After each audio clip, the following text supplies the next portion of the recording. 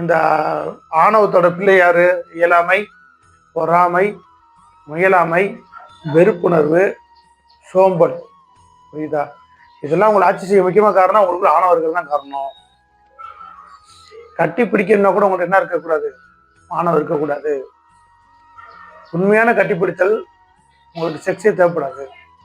வாழ்க்கையில செக்ஸே இல்லாமல் வாழ்க்கை சந்தோஷமா இருக்கணும்னா கட்டிப்பிடித்தல் நடக்கணும். கட்டிப்பிடித்தல் ஒரு ஆண் பெண்ணை கட்டிப்பிடிக்கணும்னு சொல்லல, சக மனிதர்களை கட்டிப்பிடிக்கிறதுன்னு சொல்றேன். சக மனிதர்கள்ட்ட நீ அன்பு காட்டுறதையும் சொல்றேன். உங்களை வெறுக்கிறவங்களை நீங்க மன்னிக்கிறதும் காதல் தான். நீங்க வெறுக்கிறவங்களை நீங்க மன்னிக்கிறதும் காதல் தான்.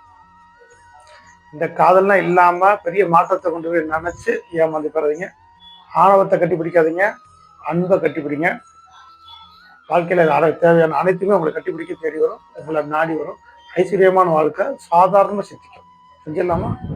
இன்னும் செய்வோம். இன்னைக்கு தான் காதலிச்சு.